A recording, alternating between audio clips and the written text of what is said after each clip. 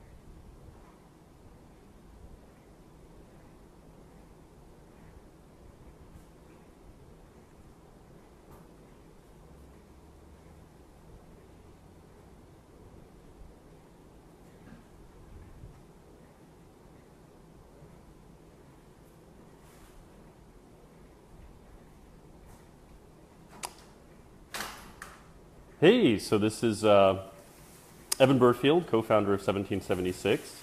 I am here in Washington, D.C., doing my first Facebook live chat with the crew from GITEX and the Dubai World Trade Center. Super excited to be in Dubai with them here in October to be talking a lot about kind of how you build startups and raise capital and some of the cool trends we're seeing globally. But would love to kind of dig in and answer any questions. I can certainly talk about 1776 and what we're doing globally, why we're super excited to be building a presence in the MENA region and Dubai in particular, and you know, what some of our plans are for Dubai. Cool. So my first question here, can you tell us some of the challenges you faced starting 1776? Absolutely. You know, so when we started 1776, which was now about 3.5 years ago, we had really two key components to our vision. One was this idea of how do you really create this sort of integrated global ecosystem of great founders and entrepreneurs, mentors, experts, investors, and how do you really make geography irrelevant, right? So you could actually take an idea, validate it, scale it anywhere in the world, and get access to really, really high quality resources and expertise wherever those are in the world to help build your company. And the second was to apply that to challenges that really mattered. So we weren't super interested in, you know, a lot of the stuff that's already had a tremendous amount of innovation, like commerce or retail, or media. We were really interested in some of these complex challenges of the future that we saw, like how do you reinvent cities, or how do you transform energy or healthcare. So the biggest challenges were inherently that's a network problem. And so with any network problem, you have to sort of figure out how to overcome network effects, right? So to get great mentors and investors and corporations engaged in what you're doing, you have to get great startups. To get great startups, you have to have great resources for them. And so we kind of attacked that in the way that a lot of people do. So we started first in one city. We really focused in on Washington, D.C. We were able to take advantage of a whole bunch of networks we already had kind of personally. So Don and I had both been active in a program called Startup America, which was a White House initiative to kind of grow startup ecosystems in the US. And so we kind of did everything we could to get every single friend, startup, whatever we could engaged in the program. We took that and we went to every kind of mentor we knew, and we got them on board, and we went to big corporations, and we sort of were able to get this kind of cool core community going. And then at that point, it was just the first probably year and a half, we're just focusing on delivering value for that community, delivering value, trying to get every single member of the community to get at least one more friend engaged, building visibility and brand of what we were doing, and kind of getting it going to the point where we could really start to go, okay, how do we scale this globally? How do we get more cities involved? How do we build more networks? How do we sort of expand? So, at the core, 1776 is very, very much a kind of multi-sided marketplace, network-driven business. And like any other entrepreneur, once you get on the right side of those network effects, it can be very powerful, but it's incredibly hard to get over those. So Hina asks, is lean startup a way to go?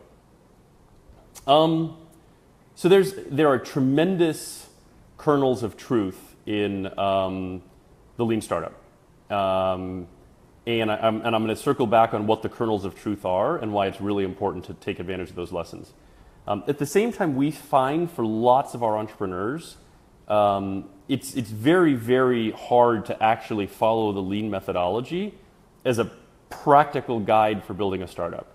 Because you read Eric's book, or you read Steve and the lean startup, the Startup Owner's Manual, and it seems very logical, right? You go off doing customer discovery interviews, you form a business model canvas, you go out and set of experiments, you conduct those experiments, you take the results, you refine it, you keep going, and you get closer and closer to a business model that can scale, and then you move to growth mode and you're done.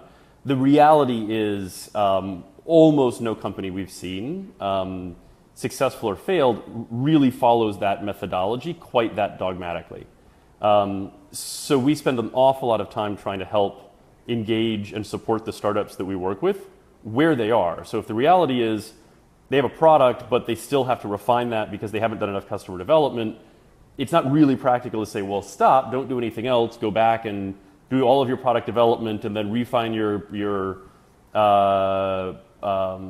business model canvas before you proceed forward on your product development and all of that.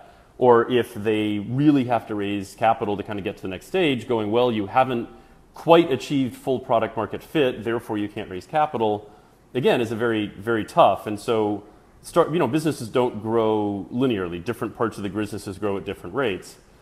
What I think is super, super valid about the lean startup methodology, and what every founder should keep in mind, is that I think most people, when they set out to build a company, start with this idea in mind that it's like an engineering problem, that it's like building a bridge, right? You need to develop a set of blueprints of what you want your bridge to look like, and that's your vision as the founder for your product. And then you develop a giant project plan for how you're going to build your bridge, and you set out step by step, and you work your way through building that bridge. That's great for building bridges because by and large people know what bridges look like, and there's entire textbooks that just define all of the parameters for different types of bridges, and so you pretty much just have to figure out what you're building a bridge over, refine that down, build the bridge, and that's great. And also you can't really build a bridge and then kind of sort of see if it works, right? You've got to build that bridge in a way that works. That's not at all what building a new high-growth company is like. Building a new high-growth company is much, much more like being a scientist. And I actually wrote a blog post all about this where I think the kind of core lesson of the lean startup approach is act like a scientist, right? And it's the scientific method. It's go out and review the literature, do your research, come up with a viewpoint on the world, a problem to solve, come up with a set of hypotheses. That's really what you're saying when you say build a business model canvas. Figure out the easiest, fastest ways to run quick experiments against that set of hypotheses, and you're constantly refining and learning and running more experiments and testing and refining. And so I think that sort of mindset of think of yourself more like a mad scientist and less like an engineer that's building something that's already known and understood, that part of it is really, really useful. But I think that often gets lost, and instead people focus very dogmatically on I did my 100 customer development interviews, therefore I'm ready to go launch my product, which I don't think is super useful. So from Saloni, hi Evan, what do you think about the Middle East market for startups? You know, we're super excited, and Dubai is the first international program we've set up, and we did that for a reason. And part of that is kind of unique to Dubai, but part of that is that Dubai really becomes a great hub for tapping into the talent across the whole Middle East region. So let me talk a little bit about the Middle East region broadly. We think that a tremendous amount of technology has so far been applied, and innovation and new business models has so far been applied for solving, what we refer to oftentimes as kind of Palo Alto problems, right? So it's super awesome that you can now take out your iPhone and you don't even have to look for a parking garage if you're driving around San Francisco, because you can pull up Lux and they'll just come and park your car for you. Like, that's great. But that's a very, very, very, very small subset of the world has that problem. And you can maybe even build a viable business around it, and maybe even one that becomes lucrative. But it's not really serving a giant market, and it's not really tackling the kinds of problems that I think we need to address. We get super excited about, how do we deliver higher quality healthcare at lower cost to many, many more people? How do we make education and high quality education truly democratic? How do we actually deliver cleaner energy more sustainably in more places? How do we make cities safer and more vibrant and easier to actually navigate and more affordable? Right? These are big, giant, complex questions. And we actually think a lot of the answers to those questions that are going to impact a lot of people are just as likely to come in this day and age from Cairo or Jeddah or Singapore or Jakarta or Lima as they are from New York or Silicon Valley. And so we see, the Middle East as a tremendously interesting environment where you have a very, very large population of youth who are really passionate about this stuff, who have access to all the knowledge and information in the world now through the internet, who are taking that, who are building things, who are prototyping things. And some of that's going to be just relevant to the Middle East, but a lot of it, frankly, is going to be relevant globally. And what we want to do is kind of come help to unlock that talent, unlock that potential, help drive access to global markets, and really help to show that entrepreneurs in the Middle East can build really, truly globally scalable champion companies.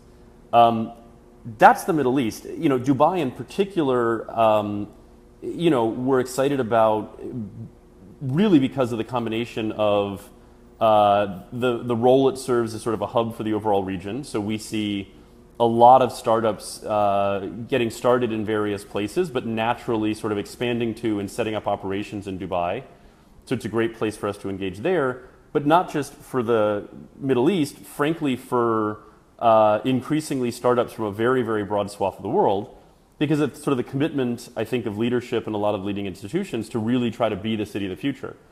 And so, you have this sort of commitment, I think, from the very, very senior leadership on down to lead in things like space or water and energy or being a test bed for autonomous vehicles and cars like that. And that ability to kind of turn Dubai into a place that's super, super open and willing to test out new ideas is something that we think has tremendous potential and is going to be attractive to startups from all around the world to kind of come and be a part of that. So that's what really gets us jazzed about the Middle East. We take another question here from Monther.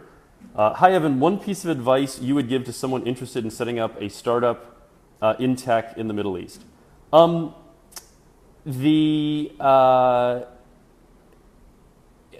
think it's still possible to, follow kind of the older playbook of going, hey, let me see what's working in some other part of the world, And let me figure out how I can apply that to my region, right? Whether it's meal delivery or a certain kind of e-commerce play or whatever it is. But I think that's becoming harder and harder to do. And the reason is simply that, companies are scaling, so much faster than they did 5 years ago or certainly 10 years ago. And so, if you're sitting there and going, wow, Uber really worked in the US, let me run out and build a ride-sharing app for the Middle East, you can do that, and you can maybe make it a successful business, and Kareem's doing, tremendously good things, but they're in a like brutal dogfight with Uber, right? Like Uber's not going, well, we'll just concede the Middle East to Kareem because Kareem got there first. And probably 10 years ago, you had an awful lot more scope to go, great, I can look at what Amazon's done in the US and let me set up Souk.com because Amazon hasn't come here yet, and I can kind of dominate e-commerce in the Middle East before Amazon ever gets here. And so I think you've got to be acutely aware of the sort of really, really short shelf life and time frame you have for doing those kinds of, replicating the business models that have worked elsewhere in the Middle East and in the local context there. Where I really want to be encouraging, and I hope we can play a role, entrepreneurs in the Middle East, is around this idea of what are the problems that you guys in the Middle East, where you're situated, have really, really unique insights into, and how do you build something that truly is the best solution for that in the world? And that requires a level of sort of ambition that I think is become very prevalent in Silicon Valley or in London or in New York or even now in Singapore. And I think, is one that we want to really start to see more of. And so if you think about things like solar technologies, right? The Middle East is a really, really high potential environment for solar energy, but it's also a great environment to be testing a lot of solutions because it can often be very, very harsh, right? So, Dubai or Abu Dhabi has high levels of humidity, high levels of sand, sea air coming in, all these things that make it a really interesting place to test technology, right? How do you focus in on that? Or how do you take some of the particular cultural context that you might have and focus on how that becomes relevant to educational solutions, for example, and what other markets can that expand to? And so, the big thing that we really want to look at is, startups that are view the being in the Middle East as a true advantage, but an advantage to do something that just might not occur to an entrepreneur who's sitting in a different market to scale globally. The one piece of advice you would give, okay. From Maureen, hi Evan, what are the benefits of an incubator? I think there are, obviously we've spent the last 4 years of our lives trying to build what we think is a really, really unique incubator. I think particularly for a first-time founder, the number of things that an entrepreneur needs to become really, really, really good at really fast is pretty immense. And in a big company, right, you're able to go out and hire kind of an expert, or you're able to train an expert in each individual function that needs to get done. In a startup, you've got to keep your burn rate as low as possible, as long as possible. You want to keep your team as small as possible, as long as possible, because it gives you agility and it gives you flexibility. But that also means that 2 or 3 or 4 people have got to become like really, really good at a tremendous number of things. Whether it's all of the nuances of how you raise capital, which aside from how do you pitch capital and how do you deal with the psychology of investors and how do you know what terms to ask for, like there's just technical stuff like what are the differences between a convertible note and a safe note and a priced round, and if you're doing it in Dubai, do you do it as a offshore company, do you do it as a Delaware C Corp, do you do it in a freeze, all these kinds of questions. All that's just one function you have to do, which is raising capital. If you want to do product development, right, you got to become really an expert in everything from true user experience design to how do you build scalable architecture to how do you test and experiment new features quickly and cheaply. And the idea that like you're going to come in and build your first startup and somehow automatically know all those things is really, really difficult. And so an awful lot of what we try to do is find people who have tremendous passion, tremendous kind of core potential, understand something unique and profound about their domain, and then surround them with all the resources they need to very, very quickly learn and get access to expertise in all those areas that they've got to get good in super fast.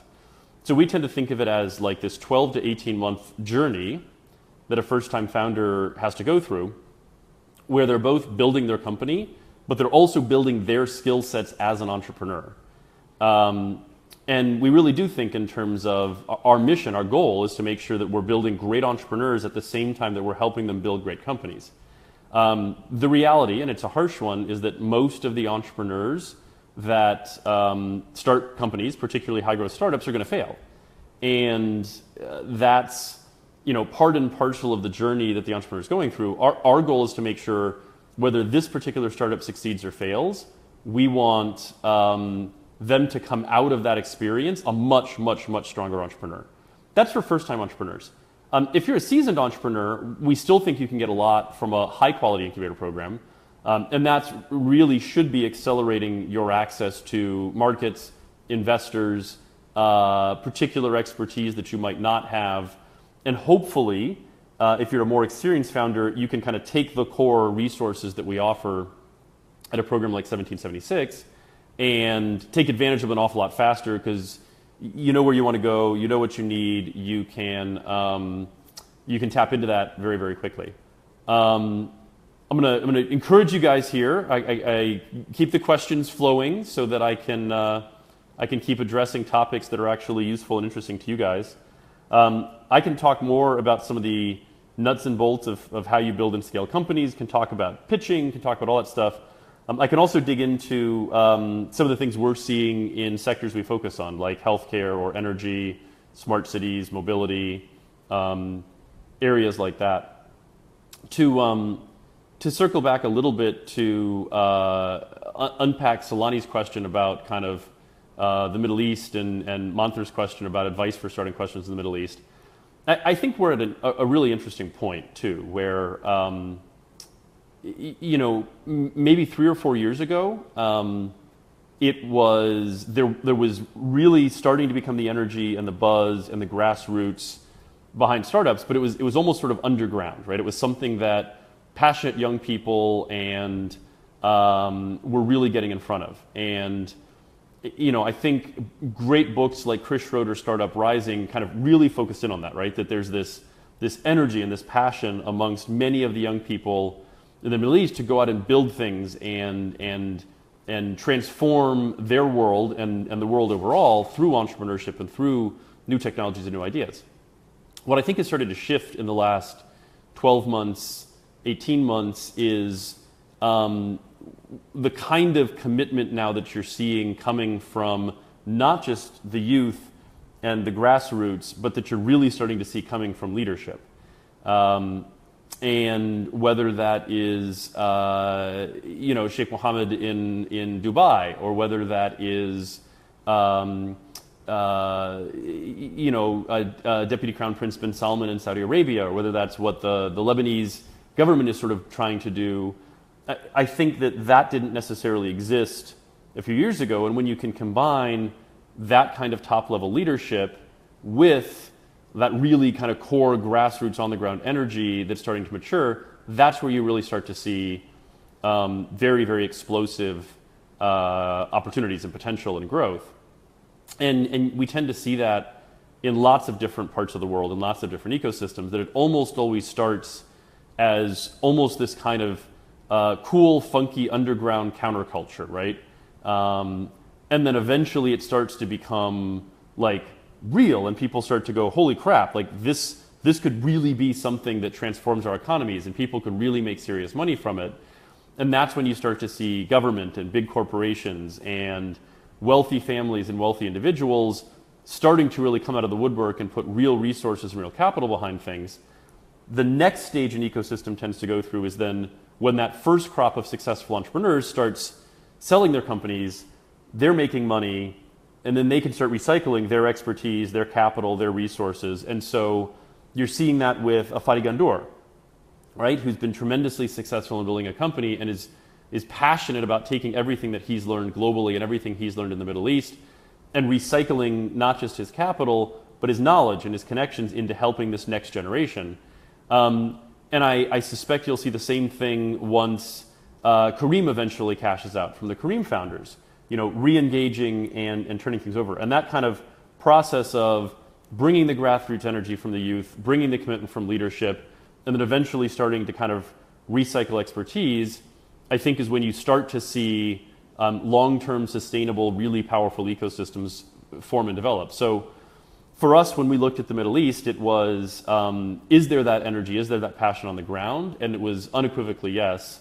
And the next question was, is there really commitment from leadership? And so in Dubai in particular, working with Saif, the CEO of the Dubai Future Foundation, really getting to spend time with His Excellency Minister Gergawi and hearing his vision for why entrepreneurship and innovation is so incredibly central to the future of the UAE and Dubai was a really key test for us. And we're super excited to be working with the Dubai Future Accelerators and really helping to sort of take all that energy and take that passion and start to turn it into really scalable businesses.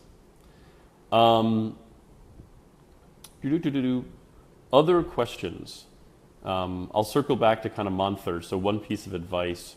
I think I gave one piece of advice, which is, don't just focus on applying other people's ideas to your market, but really come up with new ideas that you have a unique insight into.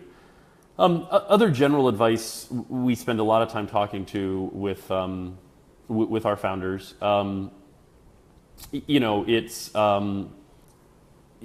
Founders tend to come at things from two core areas, right? They're either hackers and product people, in which case their tendency is to want to kind of hunker down and just build product.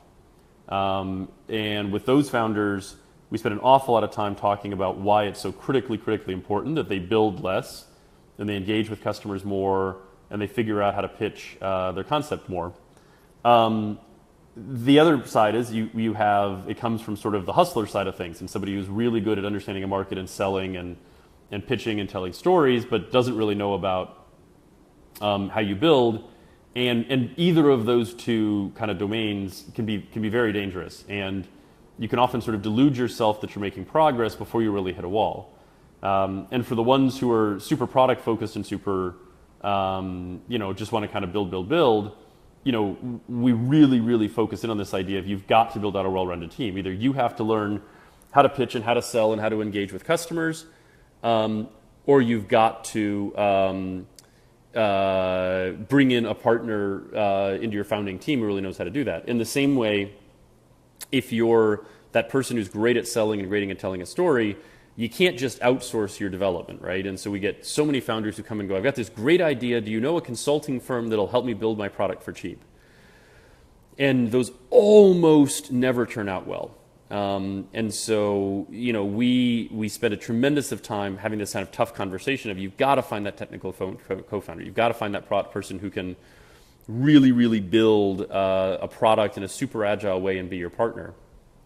I think one of the things we've seen in the Middle East that we also see in some other ecosystems, certainly in East Africa a lot, also is this kind of phenomenon of sort of parallel entrepreneurship, where you sort of see a founder who's working on 2 or 3 or 4 startups at the same time, which is, I think, certainly viable if you're trying to build relatively simple, sustainable businesses. So if your goal is to say, I want to launch a hair salon, and then I'd like to go off and help build a car wash, and then I'd like to go set up and run a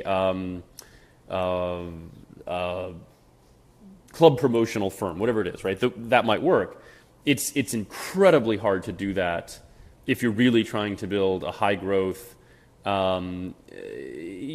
real global champion startup. And I certainly watch an awful lot of our entrepreneurs who are successful at this, and it takes every possible ounce of energy, passion, will, and commitment they can possibly put into it to be successful. And even with that, most still fail. It's very, very difficult to do that if you're trying to kind of dance between 2 or 3 or 4 and sort of see which takes off. So that would be another kind of key point of advice. Okay, no more questions yet. So let me talk a little bit more about kind of our plans for Dubai, because we're getting ready here in mid to late September to kind of fully launch the program. We'll be opening up for applications here shortly. So we don't, our core program, we don't operate a sort of 90-day accelerator. We think, really elite high-quality accelerators can be a super positive element for a startup, and we often help our startups get into accelerators, and we often work with our startups after they come out of accelerators. But our goal is to really be a very close partner with an entrepreneur, potentially from really idea formation or early prototype all the way through to really going into explosive growth mode and raising a Series A or potentially even an early acquisition. And so our startups, we tend to work with our startups over a sort of 18 to 24 month arc and work with them kind of through all the different steps in that journey. And as I said, what we really try to do is a couple things. So we try to teach our entrepreneurs in a sort of bite-sized, just-in-time, as they encounter a challenge way, the very latest thinking and the best thinking from around the world in how they solve certain problems or how they do certain things they're going to need to do. How do you raise your first capital, maybe from friends and family, is very different from how do you go out and formally raise a Series A from institutional venture capitalists. You don't really need to spend a ton of time telling an entrepreneur who's trying to figure out how to get their very first capital together from friends and family all of the intricacies of how do you raise a Series A. But you really do, as a company starts to mature, you do need to give that information. So it's how do we teach and how do we train and how do we give access to that very latest thinking? And then it's as we sort of provide access to that thinking, how do we make sure you have very close and ready access to great mentors and experts really wherever they are in the world, to help take that thinking and apply it to your particular business. So if you're trying to build a healthcare application and you want to build it in you want to do something that might be scalable to the European market or the US market over time, you're going to need to learn at some point about how you deal with healthcare data privacy in those different markets. And you're not going to be able to spend months and months figuring that out on your own. You're going to need to be able to get access really fast to somebody who understands that and can help you get that. So you want to be able to just go, great, who's the expert? How do I find that person? And I need to know they're high quality. That's an awful lot of what we try to do through our program. In the same way that, if you're trying to raise capital, you may well want to be talking to investors in the Middle East, but you may also want to be able to get a sense of what do investors in other markets think of that. So how do you get to investors who may potentially be interested quickly? And then the final thing we try to do is really help drive access to customers.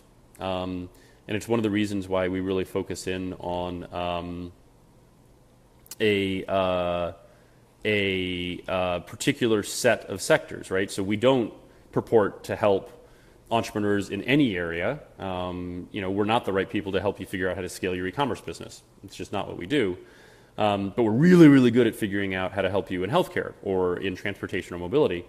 And part of the reason we do that is because we need to be able to help get you in front of potential customers, whether that's to do customer discovery or to validate your idea or find an early adopter or to really have someone that you could potentially do a test with. That's kind of the final component of what we do. So it's how do we get you access to the right knowledge and learning and training? How do we help you get access to the right mentors and experts to apply that and to help you make connections? And then ultimately, how do we get you access to potential customers and to people that can help you refine your concept? And And then surrounding that is just getting access to other peers. So being able to sort of talk to people, whether that's physically at an event or on our campus, or whether that's virtually through our platforms. How are you regularly able to talk to other people who are going through an experience like yours? I'm getting a note here saying there's more questions, but I can't see those questions. So I'm checking with the GITEX crew to see if they can maybe send those to me through another channel. My little screen here has stopped sharing more questions after Maureen's.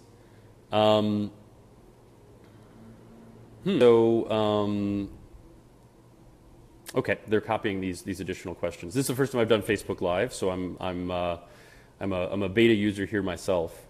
It's a little bit of an interesting experience to sort of just be talking into a screen without being able to actually hear responses from anybody. So I hope this is actually useful for everybody. Okay, the questions are coming in here. Okay.